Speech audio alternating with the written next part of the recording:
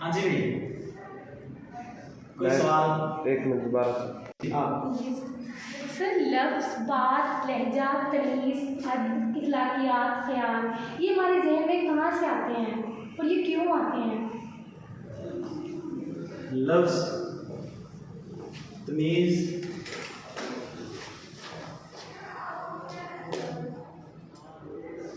बात, अदब, इखलाकियात, ऐसे जी यस। इन हमारी ज़िंदगी में कहाँ से आते हैं? अच्छा, मज़े की बात ये है, ये सारी की सारी चीज़ें जो है ना हमें नज़र नहीं आती, इनविजिबल है, इनका किरदार बहुत ज़्यादा है ज़िंदगी में।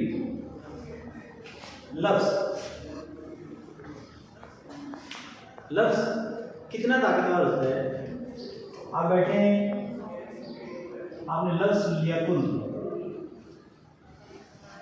अल्लाह ताला ने फरमाया कुन हो जा फयकुन, बस हो गया।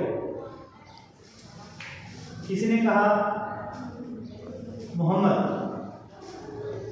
लफ्ज़ है, लेकिन जैसे हमने मोहम्मद कहा, एक महबूब ज़ात हमारे ज़हन में आई। किसी ने कहा जन्नत, लफ्ज़ है, नज़र नहीं आ रहा, एक प्यारा सा बाग हमारे जहन में आया। ऐसे फिर किसी ने कहा रहमान, एक लफ्ज़ है, लेकिन ऐसे लगता है जैसे इस लफ्ज़ में पूरी की पूरी कायनात की ठंडक जो है ना सीने में होती है। किसी ने कहा जब्बार, एक खौफ पैदा हुआ, क़यामत के दिन अल्लाह ताला जब्बार हो जाएंगे, कहार हो जाएंगे, हमारे साथ क्या होगा? इसलिए जब भी आप लफ्ज़ों की दुनिया में जाएं तो याद रखिएगा, आप अपने लिए रहमत मांगें, दुआ मांगें कि या मेरे मौला हमें अपनी रहमत में रखना, उन लोगों की तरह से हम ना हो जाएं जिन पर तेरा गज़ब हुआ, बल्कि उन लोगों की तरह से हम हो जाएं जो सिरात मुस्तकीम पे हैं, जो सीधी राह पे चलते हैं। तमीज़ जो है ना, ये एक दायरा कार है, काम करने का दायरा। क्या है? काम करने का दायरा कार है कि आपने कौन सी लिमिट में रह के कौन सा काम करना है। सलीका होता है, तमीज़ का मतलब है सलीका। आप किसी बात को अच्छे अंदाज में बयान करते हैं तो एक अच्छा सलीका है, वही बात बुरे अंदाज में बयान करते हैं तो बुरा तरीका है, उसका तरीका बुरा है। तमीज़ हमें तालीम के साथ, जब से हमने तालीम के साथ लफ्ज़ तरबियत जो है ये थोड़ा सा इग्नोर करना शुरू किया ना, तो तब से ही हमारी तमीज़ बदली। बड़ों के सामने टांग पे टांग रख के बैठ जाते, सही। किसी बंदे के दुख पे मुस्कुरा देना, हंस पड़ना, ये तमीज़ का ना होना होता है। कहते हैं कि अगर कोई बंदा हंसता है ना, तो ये देखें, उसे नोट करने के लिए, उसे जज करने के लिए, उसे पढ़ने के लिए कि वो हंसता किस बात पे है। और किसी बंदे को अंदर से परखना हो, तो क्या करते हैं हम, उसको बोलने देते हैं। हज़रत अली रज़ी अल्लाह ताला अन्हु ने फरमाया है कि आज तक मुझे कभी भी उस बात पे परेशानी नहीं हुई है जो मैंने नहीं की। मुझे जिस भी सवाल का जवाब देना पड़ा वो हमेशा ऐसा ही कोई लफ्ज़ था, ऐसे ही कोई हकीकत थी, या ऐसे ही कोई बात थी जो मेरे मुंह से निकली थी। जब तक बात आपके इन दांतों के दरमियान में ज़ुबान है, तब तक उस पर काटे नहीं होते। सही, जैसे ही ज़ुबान बाहर निकलने की कोशिश करती है, ठीक है, वो कट जाती है। इसी तरह जब आप तमीज़ के दायरे से बाहर निकलने की कोशिश करते हैं, आप नुकसान उठाते हैं। और ये जो खामोशी होती है ना, खामोशी ये भरम होता है। खामोशी बेवकूफ़ का भरम होता है। जब तक वो बोलता नहीं बोल रहा, तो इसका मतलब उसका भरम है, पता नहीं अंदर से क्या है। जैसे ही ये मुट्ठी है ना, कि जैसे ही खुल जाएगी तो पता चल जाएगा अंदर से खाली। और ये जो बात होती है ना, बात आपको वहाँ पे ले जाती है जहाँ पे आपने कभी विजिट करने का भी ना सोचा। अल्फाज आपको वहाँ ले जाते हैं जहाँ पे आप कभी गए ना हो। शायर हजरात के बारे में कहा जाता है कि शायर जो है ना वो दुनिया के जीनियस तरीन लोग हैं, ज़हीन तरीन लोग हैं। आपको उस जगह पे ले जाते हैं, उस इलाके की आप लोगों को ज़ियारत करवा देते हैं जो आपने कभी सोची नहीं होती। आपके जहन, आपके अंदर ऐसी चीज़ें उभार देते हैं जो इनफैक्ट नहीं होती, लेकिन ये याद रखिए जो चीज़ सोची जा सकती है ना कायनात में, वो चीज़ उसका वजूद ज़रूर है। एक यूटोपिया लिखा गया है, अफलातून ने लिखा यूटोपिया का मतलब एक मिसाली दुनिया है। अफलातून का लिखा हुआ है। उसने कहा कि जो मेरा यूटोपिया है ना, मिसाली दुनिया, उसमें शायर की जगह नहीं होती। क्यों? शायर वो कहता बेवकूफ़ तरीन इंसान होता है। वो कहते हैं अफलातून, शायर बेवकूफ़ तरीन इंसान होता है। वो हमें हकीकत से लेके एक जो है गैबी दुनिया में लेके जाता है जिसका ताल्लुक हकीकत से नहीं है। लेकिन एक मुद्दत के बाद इसी बंदे ने खुद कहा कि जो शायर होता है वो दुनिया का ज़हीन तरीन बंदा, दुनिया का ज़हीन तरीन बंदा होता है। हमें वो सैर करवाता है। उसके बाद अदब, मोहब्बत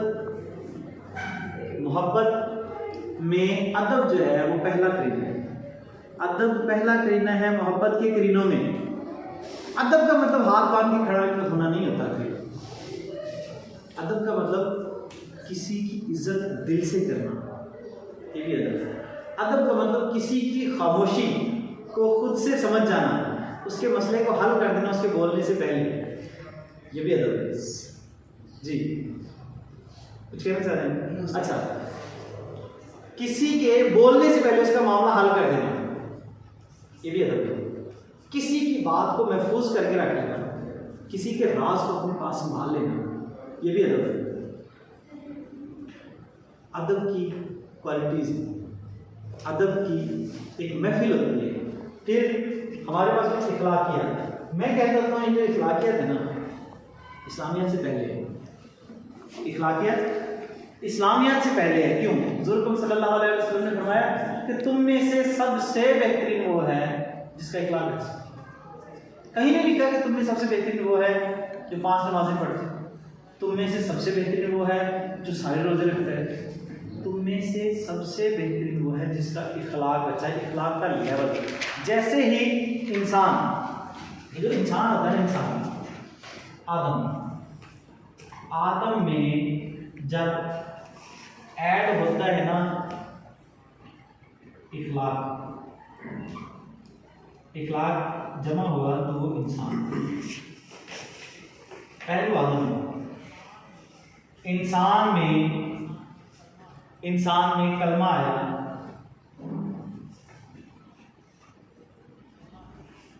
कलमा आया, तो वो मुसलमान हुआ। ठीक, मुसलमान में जब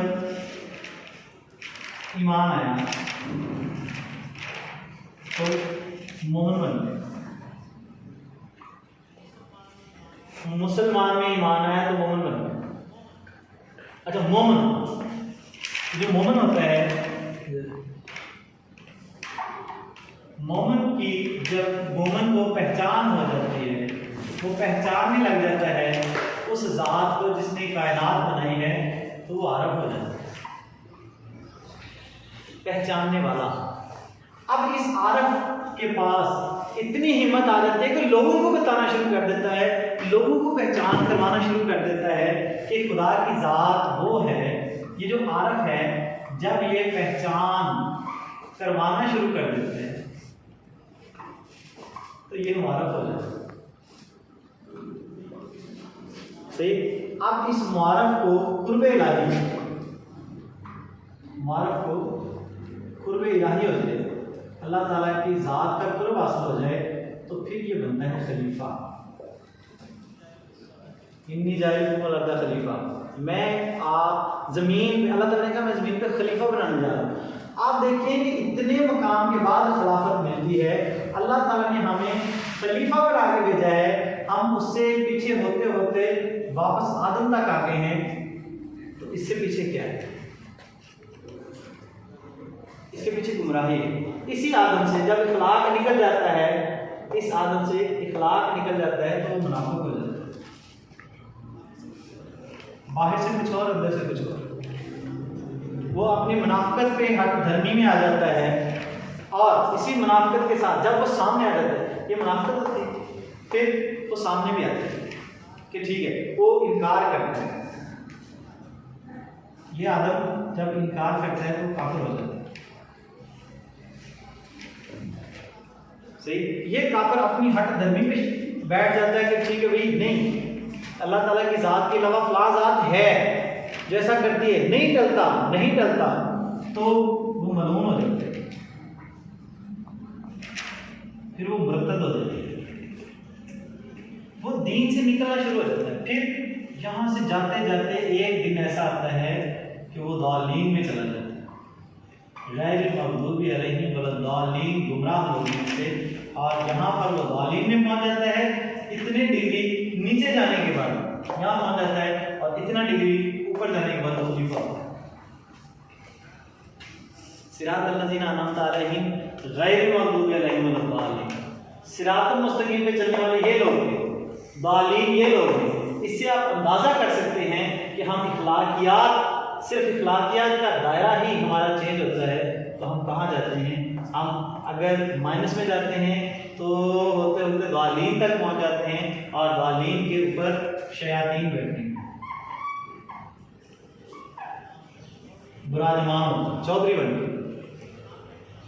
शैतान बैठे यहाँ पे। इस खलीफा के बाद जब ये खलीफा की ज़ात, इंसान की ज़ात, जब ये आदम से इखलाकियात, कलमा, ईमान से होते हुए पहचान के बाद पहचान करवाने वाला, कुर्ब इलाही, फिर खलीफा, और खलीफा से ऊपर क्या होता है? खलीफा से ऊपर वही एक लफ्ज़ होता है, वो महबूब है। हुज़ूर पाक सल्लल्लाहु अलैहि वसल्लम की ज़ात ये खिलाफत के बाद जब हर चीज़ वक्फ कर देनी, हर चीज़ दे देनी कि जिस बात पे अल्लाह ताला की ज़ात राज़ी है, सही। और ये जो महबूब की शान है ना, ये खुद नहीं बनेगा। महबूब की शान महबूब बनाने वाला बताता होता है कि मेरा महबूब कौन है, महबूब खुद नहीं बताता होता कि मैं तुम्हारा महबूब। कुछ ऐसा मिलता है मेरी शायरी से चेहरा तेरा, कुछ ऐसा मिलता है मेरी शायरी से चेहरा तेरा कि पढ़ने वाले तुझे मेरा महबूब समझते हो। और आप पूरा कुरान पाक को उठा के देखें, हर आयत हुज़ूर सल्लल्लाहु अलैहि वसल्लम से रिलेट होती है। वद्दुहा वल्लैलि इज़ा सजा मा वद्दाअक रब्बुका वमा कला। दूसरी सूरत उठा लें, इन्ना अतैनाकल कौसर, बेशक हमने तुमको कौसर अता किया। सही, तो क्या है, ये सारी की सारी तारीफ उस महबूब की होती है। ये सारे लोग आदम से शुरू होना है, आदम के किसी रूह की तहकीर न करना, फिरता है ज़माने में खुदा बेसबरा है। और ये जो इंसान है, इंसान अल्लाह ताला ने इंसान को अशरफुल मखलूक़ात बनाया है। और अल्लामा इकबाल साहब क्या कहते हैं, फरिश्ता मुझको कहने से मेरी तहकीर होती है, फरिश्ता मुझको कहने से मेरी तहकीर होती है, मैं मस्जूदे मलाइक हूँ, मुझे इंसान रहना है। मैं मस्जूदे मलाइक हूँ, मुझे इंसान रहने दो। और पहुँच गया हूँ दर यार के मुकद्दर से। इंसान की क्वालिटी क्या है? पहुँच गया हूँ दर यार के मुकद्दर से, वरना सब मेरे सजदे इधर उधर होते, जो हकीकत उल्फत से बाखबर होते। फरिश्ते ये आरज़ू करते कि हम बशर हैं, फरिश्ते ये आरज़ू करते कि हम बशर होते हैं। ये बशरियत जो है ना, ये बहुत बड़ा मकाम है। अल्लाह ताला हम सबको इंसान से, इंसानियत से प्यार करने की तौफीक अता फरमाए। और ये जो हमने आज देखा है लफ्ज की कीमत बहुत है, लफ्ज की कीमत बहुत, अपने अल्फाज ज़ाया नहीं करते। रोते पता किसके सामने हैं? जिसको आपके रोने का एहसास हो। दुनिया के सामने ना रो, रोना है तो अल्लाह ताला की ज़ात के सामने रो, जो किसी के सामने तमाशा नहीं बनाएगा। अपने अल्फाज अल्लाह ताला के सामने दो, या मेरा मौला हमें माफ़ कर दो, या मेरा मौला हमें दो, ताकि हम किसी को दे सके, हमें किसी के आगे हाथ फैलाने की ज़रूरत न रहे, किसी का मोहताज ना करना। ये अल्फाज उसके सामने। हाँ, किसी चौधरी के नंबरदार के सामने आप बात करोगे ना, कल वोट नहीं देता समय। मकाम शुक्र है सूफी, खुदा के हाथ है रोज़ी, घर के हक में इंसान को दिया होता तो क्या होता। तो अल्लाह ताला ने ये जो निज़ाम अपने हाथ में रखा है ना, इसमें आप लोगों को एक जो तोहफा मिला है, जो इंसानियत तक आपको लेके आया है, वो इखलाक है, वो इखलाकियात है। इखलाक पूरा होने के बाद, ये इखलाक पूरा होने के बाद, आदम इखलाक ये पूरा होने के बाद, यहाँ से होने के बाद फिर हमारी इस्लामियात शुरू होती है। जब अब यहाँ आते हैं, यहाँ फिर इस्लामियात शुरू होती है, इस्लाम फिर शुरू होता है, इखलाकियात यहाँ आगे कंप्लीट होते हैं। फिर इसको पढ़े, फिर इसका पता चलता है, फिर इसकी पहचान होती है। फिर यहाँ से पहचान होना शुरू हो जाए तो इस नाम से मोहब्बत हो जाती है, इस ज़ात से मोहब्बत हो जाती है। अल्लाह ताला का नाम जो है ना, वो अल्लाह ताला की ज़ात भी वही है। अल्लाह ताला का ज़ाती नाम, सिफाती नहीं। सबसे प्यारा नाम अल्लाह ताला को अल्लाह ही लगता है, उसके बाद मोहम्मद लगता है। इसीलिए ना नमाज में, ना कुरान में, ना अजान में, ना कलमे में, किसी भी जगह ये नाम अलग से नहीं, नाम साथ। Thank you ji.